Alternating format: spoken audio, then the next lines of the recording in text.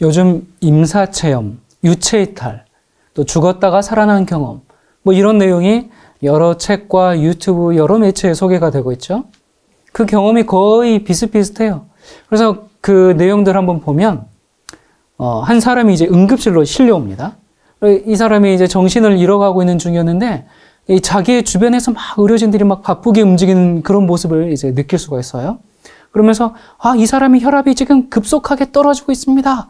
그런 소리를 이제 들을 수 있어요. 자기 누워 있는데, 그리고는 이제 얼마 있다가 갑자기 자기 안에 있는 또 하나의 자신이 몸 밖으로 이렇게 빠져나가는 것을 느끼는 순간부터 더 이상 이제 몸에 고통을 느끼지 않게 되었고, 공중에 붕 떠서 이제 막 자기를 살리려고 애쓰고 있는 그 의료진들의 모습을 이렇게 내려다 보는 거죠.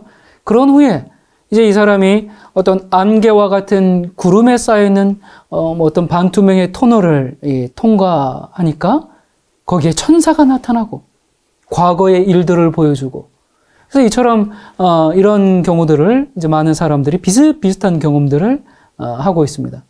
그러다 보니까 여러 학자들이 죽음 이후의 세계를 이렇게 연구하고 있는데, 여러분이 이러한 일들을 어떻게 받아들여야 할까요? 이게 단순한 환각 상태에서 느껴진 일들일까요? 아니면 몸에서 빠져나간 혼백이 실제적으로 어떤 하늘로 가는 여행을 한 것인 걸까요? 이 질문에 대해 우리가 몇 가지 대답을 할 수가 있습니다.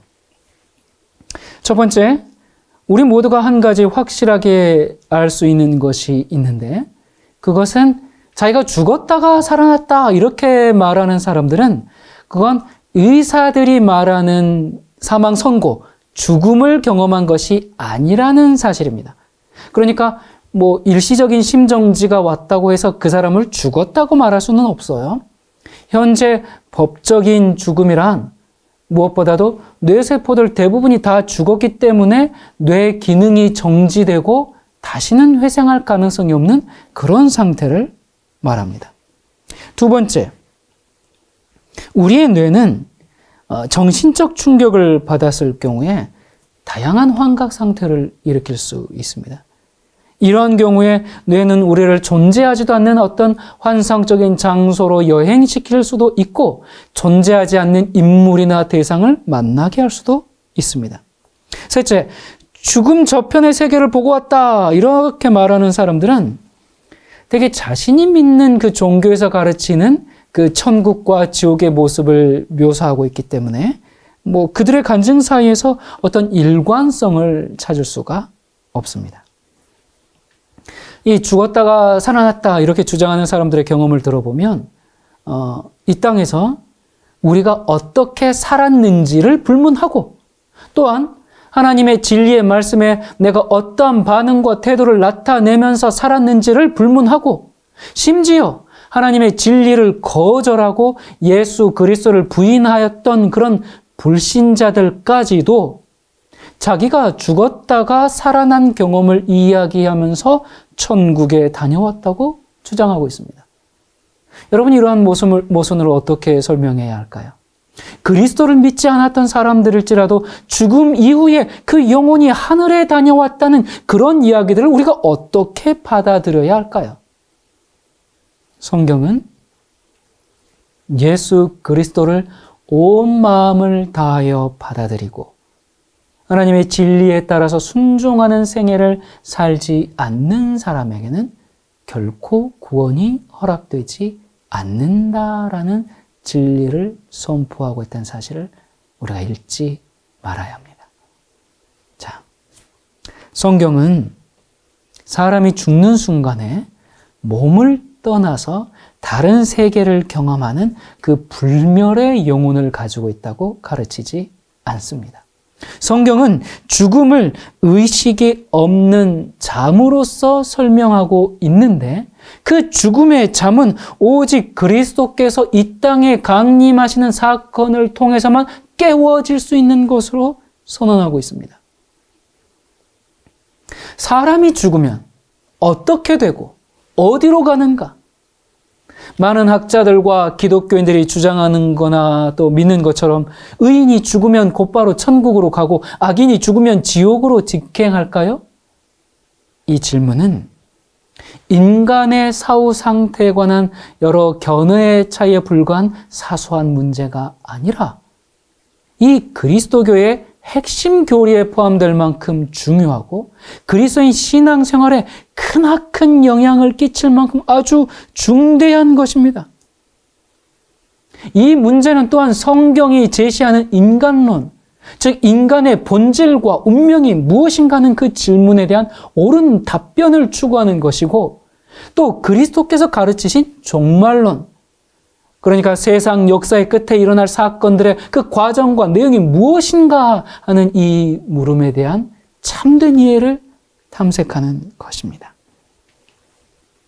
우리는 지난 시간에 사람이 죽은 이후에 영혼이 죽지 않고 살아서 천국이든 지옥이든 아니면 구천을 떠돌든지 아무튼 어딘가에 살아있다는 이러한 가르침은 어디에서 시작했다고요? 에덴 동산의 사탄의 속임수에서 시작한 것임을 우리가 확인하게 되었습니다.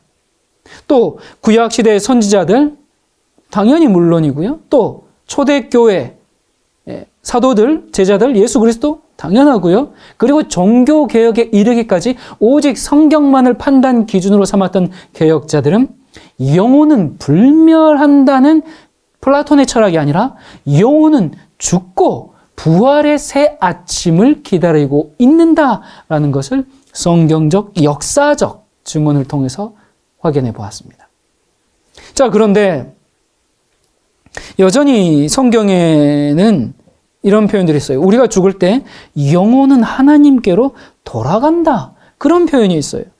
전도서 12장 7절에 보면 흙은 우리 육신이죠. 땅으로 돌아가고 영은 하나님께로 돌아가리라. 자, 과연 무엇이 하나님께 돌아가는 것일까요? 이 문제를 해결하기 위해서 우리가 먼저 살펴봐야 할 사항은 인간이 어떻게 창조되었고 그 존재가 어떻게 구성되어 있는가 하는 겁니다. 여러분, 인간의 역사는 어떻게 시작했어요? 하나님의 창조로 시작되었죠.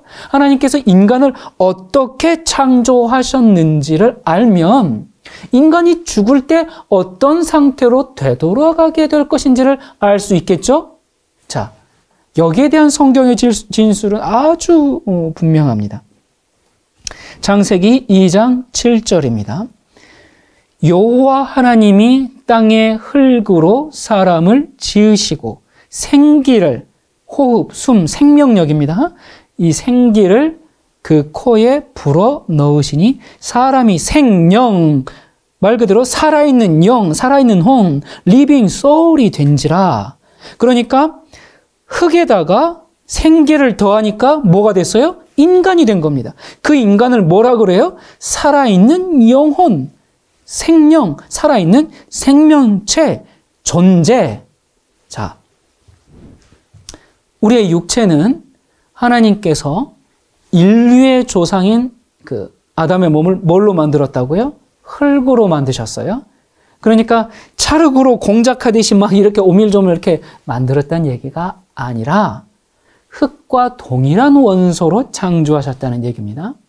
이건 과학적으로도 인간의 구성 성분이 흙과 동일하다는 사실을 우리가 확인할 수 있는데요.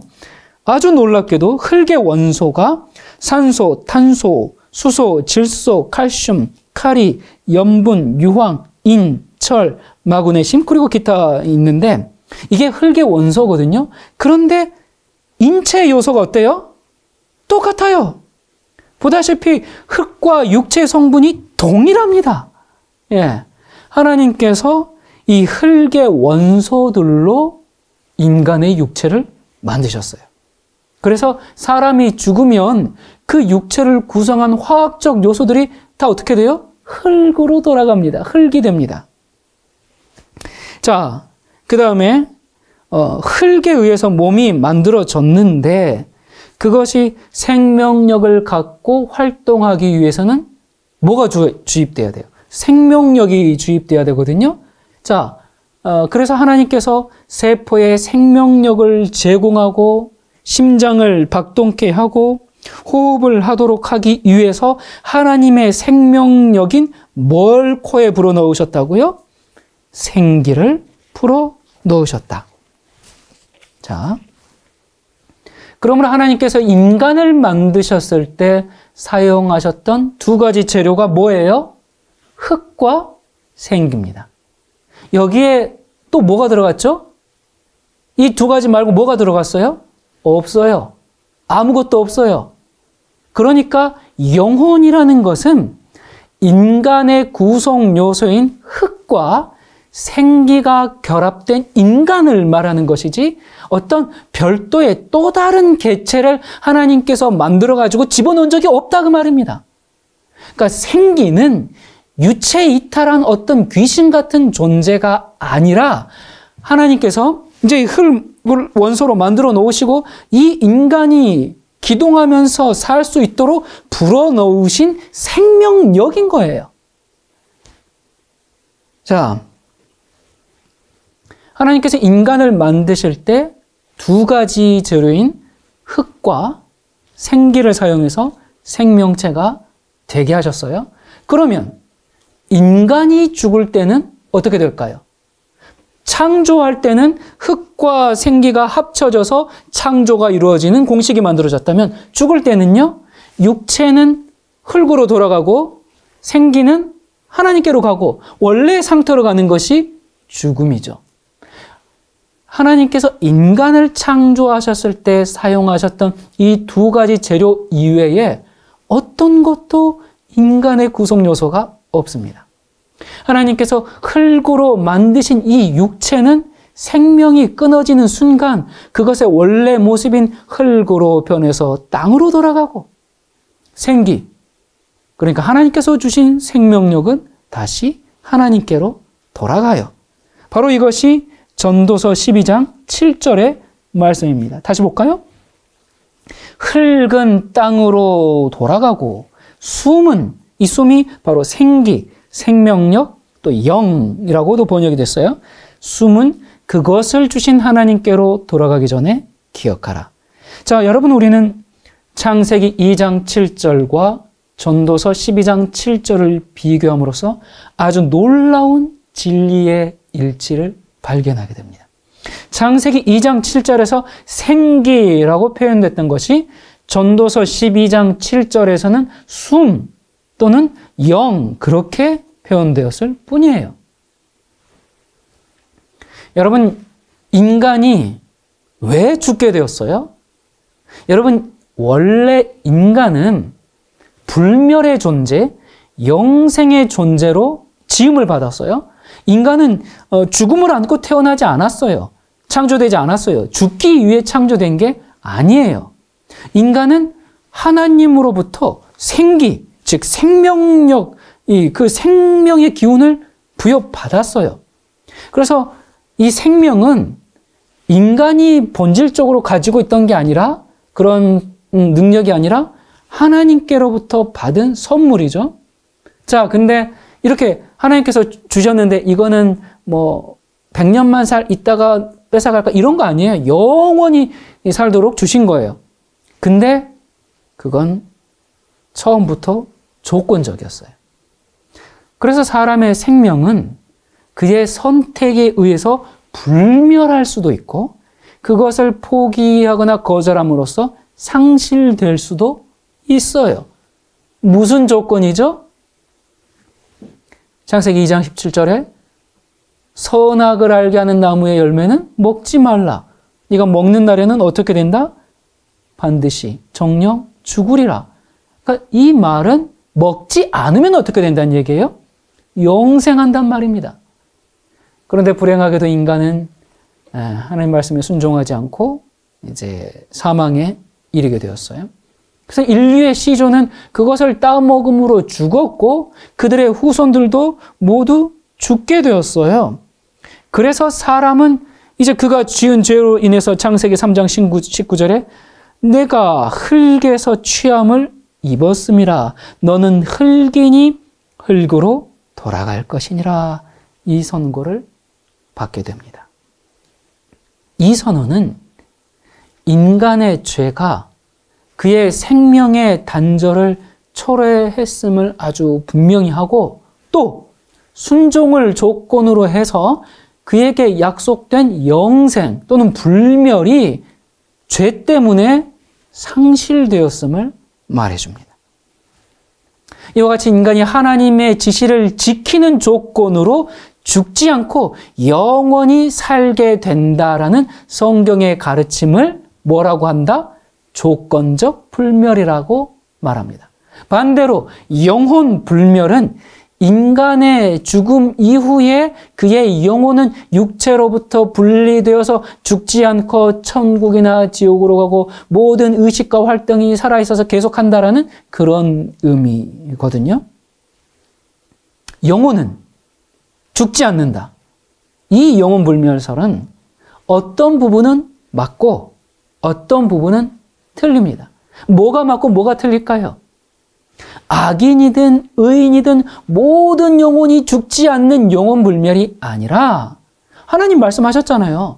순종하는 의인들만 영원히 불멸하여 영생을 얻는 순종의 조건적 불멸인 겁니다. 여러분, 영혼 불멸과 조건적 불멸의 차이를 잘 알아야 합니다. 자, 이 전도서 12장에서 어떤 번역은 이제 대부분 개역 성경이나 개역 개정판도 그렇고 영이 하나님께로 돌아간다 그렇게 하니까 무슨 혼이 빠져나가는 것처럼 그렇게 생각하는 경우가 있어요. 근데 우리가 원어적으로 어떻게 사용됐는지를 살펴보면 더욱 분명하고도 아주 확실하고 명쾌한 대답을 우리가 찾을 수가 있습니다. 여러분, 구약 성경은 히브리어로 기록되었는데요. 호흡, 영, 기운이라는 의미로 사용된 이 히브리어 원어는 루아흐입니다.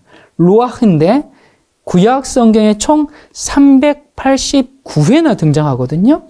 구약 성경에서 루아흐는 성령이라는 의미로 94회 사용되었고 그 외에는 번역하는 사람이 이 영혼에 대해서 어떠한 견해를 가지고 있는지에 따라서 호흡, 생기, 숨, 기운, 정신, 마음, 신, 영혼, 영, 와우, 정말 다양하게도 번역을 했네요. 이렇게 번역했다 보니까 자칫 잘못하면 정말 엉뚱한 오해를 하게 됩니다. 그러므로 이제부터 성경에 나오는 이 히브리어의 원어인 루아흐가 어떻게 번역되었고 또 어떤 의미로 사용되었는지를 우리가 살펴보기로 합시다. 시편 146편 4절에 그 호흡, 여기 호흡이 바로 루아흐입니다. 이 호흡이 끊어지면 흙으로 돌아가서 당일에 그 도모가 계획이 다 소멸하리라. 그러니까 인간의 죽음을 설명하는 이 성경절에서 루아흐가 호흡이라는 의미로 올바르게 번역됐어요. 이건 창세기 2장 7절과도 아주 일관성 있는 조화를 이루고 있지요. 전도서 12장 7절. 이 영은, 여기도 이 영이 루아흐거든요. 그것을 주셨던 하나님께로 돌아가리라. 여기에 루아흐가 영으로 번역이 됐는데 이건 이미 앞에서 살펴봤던 것처럼 어떤 귀신 같은 혼을 의미하는 것이 아니라 하나님께서 태초에 인간의 코에 불어넣어 주셨던 생명의 호흡을 뜻하거든요. 그래서 다른 번역들, 표준어 번역은 이렇게 합니다. 육체가 원래 왔던 흙으로 돌아가고 숨이 그것을 주신 하나님께로 돌아가기 전에 내 창조주를 기억하라. 또 현대 버전은 흙에서 온 내 몸은 흙으로 돌아가고 내 생명은 그것을 주신 하나님께로 돌아갈 것이다. 숨이나 또는 생명이라고 바르게 번역을 했어요. 에스겔 37장 5절입니다. 주 여호와께서 말씀하시기를 내가 생기로, 여기 생기도 루아흐입니다. 생기로 너희에게 들어가게 하리니 너희가 살리라. 그러니까 하나님께서 이스라엘 백성을 영적인 죽음으로부터 부활시키는 모습을 상징하는 이 성경절에서 루아흐가 생기라고 그렇게 번역이 되었습니다. 자, 욥기 27장 3절입니다. 나의 생명이 아직 내 속에 완전히 있고 하나님의 기운이 루아흐 내 코에 있느니라. 여기서 이제 루아흐가 기운으로 번역이 됐어요. 그러니까 하나님의 기운이 어디에 있어요? 내 코에 있느니라 라는 표현을 볼 때 우리는 여기에 나오는 그 하나님의 기운이 하나님께서 태초에 인간을 창조하셨을 때 사용하셨던 그 생기, 생명력, 생명의 호흡이라는 사실을 우리가 알 수 있죠. 숨을 불어넣으셨다는, 코로 불어넣으셨다는 것을 일관성 있게 알 수가 있어요. 시편 104편 29절 30절에 보니까 주께서 그들의 호흡, 루아흐를 거두신 즉 그들은 죽어 먼지로 돌아가나이다. 주의 영 루아흐를 보내어 그들을 창조하사 지면을 새롭게 하시나이다. 여기 보니까 똑같은 단어인 루아흐를 이제 호흡과 영으로 다르게 번역해서 서로 다른 것처럼 혼동과 오해를 주었는데, 사람이 죽을 때 하나님께서 생기, 호흡을 걷어가신 것처럼 다시 창조하실 때도 뭘 줘요? 뭘 주겠다는 거예요? 루아흐, 호흡, 생명력을 주신다는 말씀입니다. 예. 자, 여러분, 사람이 죽으면 의식을 가지고 있는 영혼이 몸에서 빠져나와가지고 천국이나 지옥에 간다는 것은 이 루아흐, 이 성경 원어에 대한 지식의 부족과 영혼에 대한 잘못된 편견에서 나온 오해죠. 왜 이런 오해가 생겼어요? 그 이유는 제가 지난 시간에 설명을 드렸습니다. 이 루아흐가 성령으로 번역될 경우를 제외하고 이 죽음과 생명을 묘사하는 성경절에 나오는 이 루아흐는 하나님께서 인간의 몸에 불어넣어 주셨던 생기, 호흡, 생명력, 숨 이런 걸로 해석되어야 됩니다. 사람을 구성하는 두 가지 요소가 뭐라 그랬죠? 벌써 잊으셨습니까? 흙과 생기라 그랬어요. 따라서 하나님께서 주신 이 두 가지 외에 그 어떤 것도 여기에 더하거나 빼면 안 돼요. 가감하면 이상한 교리가 나오고 성경을 오해하고 나아가서는 진리를 배척하고 대항하고 결국 잘못된 길로 갈 수가 있습니다. 자, 이 루아흐는 이제 구약의 이 히브리 원어인데요. 구약뿐만 아니라 신약 성경도 이 생기와 영에 대해서 아주 분명한 답을 줍니다. 야고보서 2장 26절에 보면 영혼 없는 몸이 죽은 것 같이 행함이 없는 믿음은 죽은 것이니라. 자, 여러분 여기에 나오는 영혼, 이 영혼도 구약 성경의 표현처럼 호흡, 생기를 말하는 것일까요? 아니면 어떤 형태를 지니고 있는 귀신 같은 혼을 말하는 것일까요? 당연히 구약 성경과 동일한 그 호흡 또는 생명력을 뜻합니다. 정말 그런가? 여러분, 신약 성경은 헬라어로 기록되었어요. 구약 성경에서 호흡, 생기 이걸 뜻하는 히브리어 루아흐가 신약 성경에서는 헬라어 푸뉴마, 푸뉴마로 385회 사용되었는데요. 신약 성경에서 이 푸뉴마는 번역하는 사람의 사상과 주관에 따라서 영, 마음, 심령, 정신, 바람, 성령, 악령, 영혼 이렇게 다양하게 정말 번역되어 가지고 읽는 사람에게 정말 큰 혼란을 주고 있습니다. 자, 그 몇 가지 신뢰를 한번 살펴보도록 합시다. 마태복음 27장 50절. 예수께서 크게 소리 지르시고 영혼이 푸뉴마가 떠나시다. 이 말씀은 예수님의 생명력이 다시 하나님께로 돌아갔다는 사실. 즉 그분의 죽음을 뜻하는 말씀임에도 불구하고 여기에 푸뉴마가 영혼으로 잘못 번역되어 있기 때문에 마치 예수님이 죽는 그 순간에 그분의 혼백이 몸을 떠났던 것으로 오해하기가 쉽죠.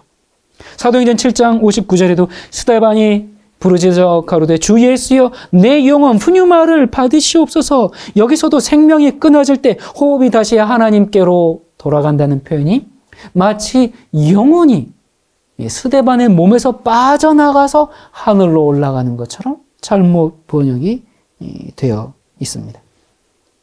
이렇게 구약의 루아흐나 신약의 푸뉴마, 이게 비록 뭐 신, 영, 영혼 이렇게 뭐 번역이 되었지만 히브리어나 헬라어의 그 원어적인 의미로 볼 때 성령을 가리키는 경우를 제외하고는 인간과 연관되어 사용되는 모든 경우에 있어서 단 한 번도 불멸하거나 어떤 연기처럼 몸을 빠져나가는 어떤 존재를 의미하지 않는다는 사실입니다.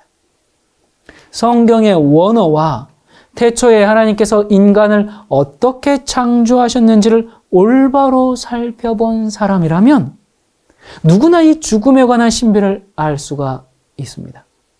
죽는 순간에 사람의 영이 소리 없이 빠져나가서 허공을 떠돌아다니게 되는 그런 미신에 빠질 수가 없어요.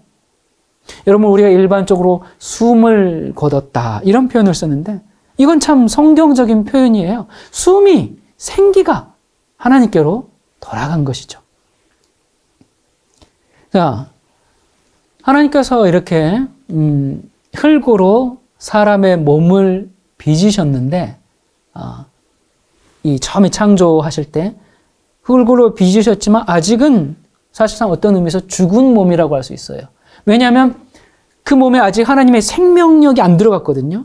심장은 있는데 뛰지 않고, 피는 있는데 흐르지 않고, 두뇌는 있는데 생각하지 않는, 그럼 뭐예요? 그 죽은 몸이죠. 자, 그런데 그때 하나님께서 아주 중요한 한 가지를 추가하셨어요. 그게 뭐였어요? 창세기 2장 7절을 보니까 생기를 그 코에 불어 넣으시니 사람이 뭐가 됐다? 그때서야 생령이 됐다 그랬어요. 하나님께서 몸 안에 어떤 형체를 가진 영혼을 집어넣지 않으셨어요. 뭘 넣으셨다고요? 생기, 호흡, 숨, 생명력을 불어 넣으셨어요. 그래서 이 몸과 호흡이 합쳐짐으로써 사람은 살아있는 영혼, 생명이 살아있는 영혼이란 말이거든요. living soul. 그래서 인간을 만드신 하나님의 창조의 공식은 흙, 육체에다가 영혼을 더하니까 사람이 되었다가 아니라 흙, 육체에다가 생기, 호흡, 생명력을 불어넣으시니 뭐가 돼요? 영혼, 사람, 생명이 된 것입니다. 자, 근데 안타깝게도 오늘날 거의 대부분의 현대인들은 하나님께서 사람을 창조하시기 위해서 몸 안에 어떤 연기 같은 투명인간 같은 영혼을 집어넣으셨다는 그런 미신적인 견해를 받아들이고 있습니다. 성경을 제외한 이 세상의 거의 모든 종교들은 인간의 몸 안에 그런 영혼이 들어있다고 믿는데 그러한 미신적인 가르침이 교회에도 깊이 들어와 있는 것은 매우 슬픈 일이죠. 여러분, 우리는 하나님께서 인간을 어떠한 공식으로 창조하셨는지 살펴봤는데요. 이걸 조금 더 쉽게 예를 들어봅시다. 사람의 몸을 전구라고 가정하고요. 그 속에 흐르는 전류는 하나님께서 몸속에 불어넣으신 생기로 생각하면요. 전구에서 비쳐나오는 그 빛은 몸과 호흡이 합쳐졌을 때 사람이 된 영혼으로 볼 수가 있어요. 그러니까 전구, 즉 몸에다가 전류, 생기를 불어넣으니까, 호흡을 불어넣으니까 전구가 어떻게 돼요? 빛을 발하게 되죠. 그게 영혼이거든요. 그게 사람이거든요. 근데 누군가가 스위치를 딱 내려서 빛이 꺼져 버렸어요. 스위치를 내리는 순간 빛은 어디로 갔죠? 갑자기 빛이 없어져 버린 겁니다. 육체는, 그러니까 전구는, 육체는 땅으로 돌아가고 생기, 전류는 그것을 주신 하나님께로 돌아가고, 그래서 이 영혼, 빛은 더 이상 존재하지 않게 된 것이죠. 여러분, 하나님께서 사람을 흙으로 만드실 때 아담은 흙덩어리인 육체에 불과했습니다. 그냥 흙덩어리였어요. 하나님께서 아담의 몸에 생명력을 첨가하시기 전에는 아무런 개성이나 감정도 없었습니다. 그런데 몸에 하나님이 생기를 주시자 즉시로 사람은 살아있는 영혼, 생명, 인간이 된 것이죠. 이 육체와 생기 둘을 연합시켰을 때 인간은 영혼이라고 불리는 상태로 존재하게 된 것입니다. 그래서 솔로몬은 말하기를 죽을 때의 영, 숨, 호흡, 루아흐는 하나님께로 되돌아가고 몸은 흙으로 돌아간다. 그렇게 얘기했어요. 여러분, 성경의 어떤 곳에서도 영혼이 몸 없이 떠돌아다닌다거나 몸 없이 계속 존재한다, 그런 기록을 찾아볼 수가 없습니다. 몸과 생기의 결합관계가 분리될 때 영혼은, 이 사람은 존재할 수가 없습니다. 다시 말해서 이 영혼, 이 인간은 하나님이 주신 그 생기, 호흡 없이는 단 한순간도 존재할 수가 없는 것입니다. 자, 이제 여러분은 이 죽음의 본질에 대해서 성경의 명확한 이해를 갖게 되었습니다. 죽는다는 건 뭐예요? 이 호흡이, 하나님이 주신 생기가 인간의 몸에서 제거되어 그 생명력이 하나님께로 돌아가는 것을 의미합니다. 생기가 없는 영혼, 즉 인간은 흙이 되는 겁니다. 자, 여러분께 묻습니다. 죽으면 무엇이 하나님께 돌아갑니까? 그분이 주신 생기, 즉 생명력입니까? 아니면 유체 이탈한 영혼입니까?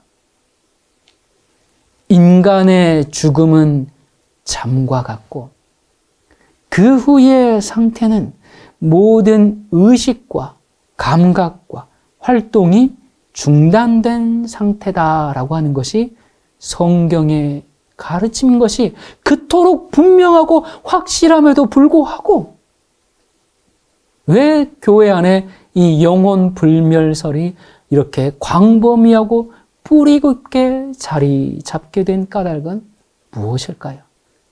그 첫 번째 이유는 매우 초기부터 교회에 들어온 헬라 철학 때문이라고 말씀드렸죠. 헬라 철학에 의해서 육체는 악한 것이고 영혼은 선한 것이며 육체를 괴롭게 함으로써 영혼을 더욱 선하고 순결하게 한다고 믿는다는, 이거 뭐예요? 이 영지주의, 영과 육을 나누는 이원론, 이것은 그러니까 중간사 시대라고 하면 쉽게 말해서 말라기와 마태복음 사이의 시대입니다. 예. 그 중간사 시대와 신약 시대까지 지배적인 문명이었던 헬레니즘의 영향으로 기독교에도 유입이 되었어요. 그래서 이것이 이제 철학이라는 옷을 입고 세월이 흐르면서 특별한 저항 없이 교회의 교리인 것처럼, 성경의 가르침인 것처럼 받아들여지게 되었죠. 그리고 두 번째 이유는 이러한 이 영지주의 사상의 이원론을 지지하는 듯한 소수의 성경 구절들에 대한 오해 때문입니다. 여러분, 성경의 모든 말씀은 성경 전체의 사상과 가르침에 조화되게 해석해야 하는 것이 성경 해석의 기본 원칙입니다. 여러분, 이 영혼불멸 사상은 단순히 그것을 믿느냐 안 믿느냐 그런 문제를 넘어서 사탄이 사람을 자기의 소유물로 끌어들이는 그런 갈고리 같은 역할을 하고 있습니다.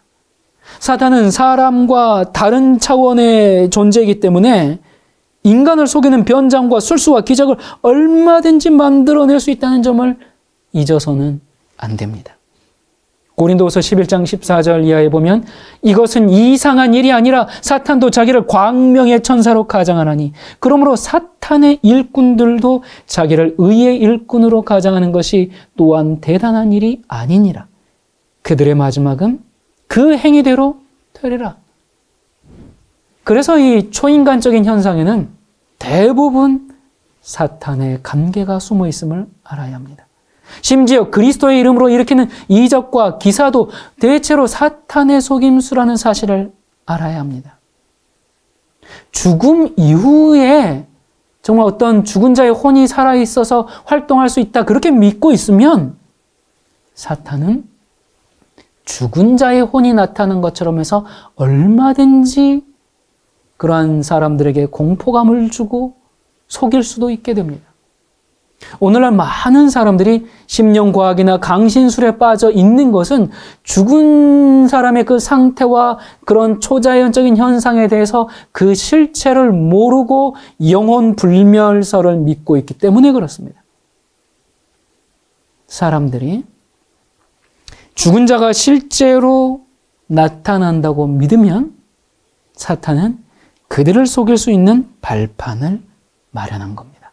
죽은 자가 나타나서 내가 정말 하늘에서 행복하게 정말 지내고 거기에 의로운 자와 악한 자 사이에 별 구분이 없다.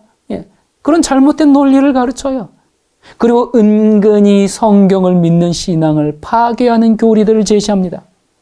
그들은 때때로 참된 것을 말합니다. 진리를 말해요. 또 장래에 일어날 일까지 예고할 수도 있어요. 그러면 정말 그들의 말이 믿을 만한 것 같이 보여요. 세계적으로 곳곳에 나라를 불문하고 강신술이 편만해 있습니다. 마지막 때가 가까울수록 더욱더 사탄은 여러 가지 이적들로 사람들을 미혹할 것을 이미 하나님께서 경고하셨습니다. 사탄은 천국과 지옥을 갔다 온 것 같은 환상을 심어주기도 하고 때로는 착한 천사의 모습으로 가장해서 많은 사람을 현혹시키고 있습니다. 그래서 성경 말씀을 의지하기보다 신비한 경험과 어떤 자신의 감정을 의지하게 만들어서 구원받지 못하게 하려는 사탄의 전략입니다. 양의 탈을 쓰고 오는 그 사탄의 장난에 우리가 속지 말고 기록되었으되 이 말씀으로 꿋꿋이 서기를 바랍니다. 제가 다음 시간에 이 흥미진진한 공부를 계속해 나가겠습니다. 감사합니다.